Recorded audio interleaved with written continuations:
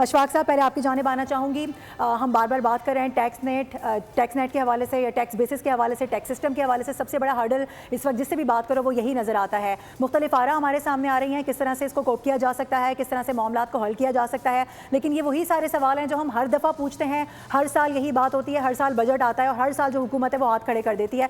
क्या समझते हैं टैक्स नेट में लाने के लिए मजीद कौन से ऐसे इकदाम उठाने चाहिए, कौन से सेक्टर्स ऐसे हैं जो बड़ा अहम किरदार अदा कर सकते हैं?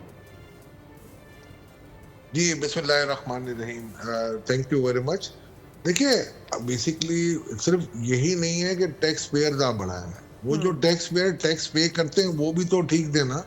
ऐसा ना हो कि जी आप समझ करें जिसको आपकी टैक्स लायबिलिटी बन रही है 5 लाख रुपए और आप दे रहे हैं 50,000 रुपए, तो उसका हिस्सा आपको और मुझे देना पड़ेगा जो ईमानदारी से टैक्स दे रहे हैं, और उनके रेट्स में इजाफा होता रहता है। तो इसलिए हमेशा एक बात मैं हमेशा कहता हूँ लोगों को कि आपको सबसे पहले एक बात करनी चाहिए कि जी आप ये पहले देखें कि क्या आप वाकई ट्रू टैक्सेशन की तरफ गए कि नहीं। अब आप जैसे देखें, हमने जब किया था ताजरों से, जब मैंने मुआहदा किया था, ये मीर साहब बैठे हुए मैं देख रहा हूँ आपका, तो हमने ये मुआहदा किया था जिसमें ये एग्री कर गए थे कि जी 1% आपकी होगी 3 करोड़ रुपए की, छोटे दुकानदारों की वो होगा, अपना थ्रेशोल्ड होगा टर्नओवर का, और 1% हम इनको तंग नहीं करेंगे, जहां से परचेजेस कर रहे हैं वहां से हम ले लेंगे।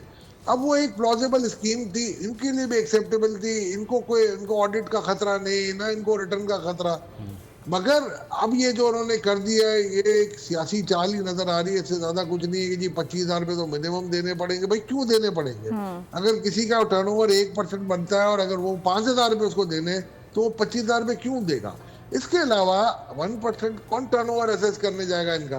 भाई आप तो नहीं करते ना, आपका ऑडिट है ना, कोई आपका विदहोल्डिंग मैकेनिज्म है, कुछ भी नहीं है, तो वो कहाँ से आप करेंगे? तो इस किस्म के भले आप जो भी सिस्टम टैक्स में ले आए, वो उस स्कीम को नहीं आने दिया गया। इसके बाद ये ताजिर दोस्त स्कीम लाए, बुरे तरीके से नाकाम हुए, 3 साल तक कहते रहे और उसकी तारीफों के पुल बांध दिए गए थे कि इस स्कीम ने तो पाकिस्तान की तकदीर बदल देनी। दूसरी तरफ एग्रीकल्चरिस्ट है, आपको पता है सूबे कभी भी अपने पॉलिटिकल इकोनॉमी को नहीं छोड़ेंगे, तो वो नहीं हो सकती। अब आपको कोई एक तरीका लाना पड़ेगा मिनिमम ऐसे टैक्स टाइप का कि जहां पर आप इन लोगों को टैक्स लें और इनसे प्रॉपर टैक्सेशन कराएं। अशफाक साहब, यही सवाल है, तरीका क्या हो सकता है? इसी पर तो हम बात करें, क्योंकि मुख्तलिफ आरा हमारे सामने आ तो रही हैं, लेकिन वो जो एक प्लान है वो अगर आप लोगों की जानिब से मुरतब करके दिया भी जाता है तो फिर ये कहा जाता है कि गवर्नमेंट इसको देखना भी गवारा नहीं करती, पसंद भी नहीं करती। देखिए, प्लान तो बहुत 3 साल पहले बन गया था, बट वो पॉलिटिकली बाइंड नहीं हुआ। हमने ये कहा था कि एक पाकिस्तान के आईन में एक जगह मौजूद है कि आप मिनिमम ऐसे टैक्स लगा सकते हैं, 15-20 करोड़ पे जो भी एग्जम्पशन देनी है आप दे दें। अब अगर फर्ज करें आपके पास से 50 करोड़ के एसेट्स या 10 करोड़ माइनस कर दूं मैं, तो आपके पास 40 करोड़ के एसेट रह गए। उन 40 करोड़ पे 1% यानी 40 लाख आपका टैक्स बनेगा। आपने अगर ऑलरेडी 40 लाख या 41 लाख दे दिए, आपको देने की जरूरत नहीं है। बट अगर किसी ने 30 लाख दिए तो वो 10 लाख टैक्स पे करे ना, वरना इसके हिस्से का टैक्स तो मुझे और आपको देना है। और ये लीगली टेनेबल है, कॉन्स्टिट्यूशनली पॉसिबल है, इसमें कोई आर नहीं है। बट इसमें मसला ये हुआ था कि एग्रीकल्चर लैंड अगर आ गई तो एग्रीकल्चर देने के लिए तैयार नहीं थे। अब ये मसला आया पॉलिटिक्स के ऊपर, और आपको पता है इक़्तिदार के ऐवानों में बैठे हुए कौन से अच्छा, कुछ देर पहले वैसे तुला साहब हम किसान इत्तेहाद के लोगों से भी, दोस्तों से भी बात कर रहे थे, वो ये कहते हैं कि बुनियादी तौर पे हम तो हैं ही नुकसान में, ऑल्दो सर्वे कुछ और बताता है, सरप्लस शो करता है, लेकिन वो ये कहते हैं कि हम नुकसान में, तो हम टैक्स दें तो दें कहाँ से? वो इस तरह से अपना दामन छुड़ा लेते हैं। वो तो कहते हैं पोजीशन में नहीं है ना टैक्स देने के। हम आपको कह ही नहीं रहे, हम तो कह रहे हैं अगर आपकी एसेट 10 करोड़ रुपए से कम है या 20 करोड़ से कम है तो आपको चाहिए नहीं टैक्स। तो मैं छोटे किसानों को तो निकाल ही रहा हूँ ना। अब आ जाए बड़े जमींदारों की बात करें ना, लेकिन हर साल एक नई कोठी ले। तोला साहब, उसमें भी तो बुनियादी तौर पे वो खानदान में, अपने मज़ारों में, मुलाजमीन में उसको बांट के वो उसको बल्क तो शो ही नहीं करते, वो उसका सब डिवीजन क्रिएट करके वो उस टैक्स नेट से अगर आप उस जाल को भी बिछाते हैं तो वहाँ से भी निकल जाते हैं।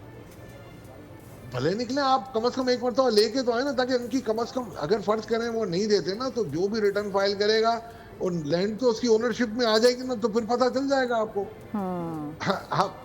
देखें आप, ये मैं मानता हूं कि अभी तो नहीं दिखा रहे मज़ारों के नाम पे होगी, मगर जब आप ये कहेंगे ना टैक्स का रिकॉर्ड चाहिए मुझे, तो 2 मिनट में ये सब सीधे हो सकते हैं।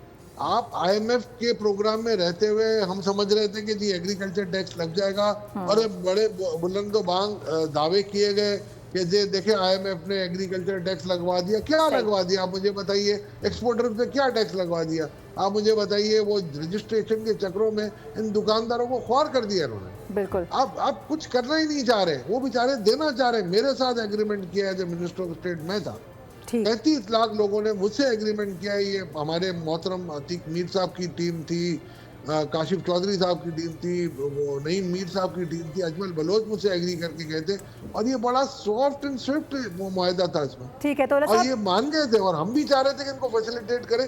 हमेशा हम इन पे इल्जाम लगाते हैं कि ये मुहिब वतन है और टैक्स नहीं देना चाह रहे, वो देना चाह रहे थे, आपने लेने से इनकार कर लिया। अब आप उनको उस स्कीम में उलझा रहे हैं जिस स्कीम का मकसद सिर्फ ये है कि अगले साल आप कहेंगे कि जी ये नामुमकिन था, हमें पता ही नहीं, टारगेट अचीव या कर आप सके, इधर उधर वही करके वही फिक्र एक जुमला दिखाते हैं। एग्जैक्टली साथ ही रहेगा तोला साहब।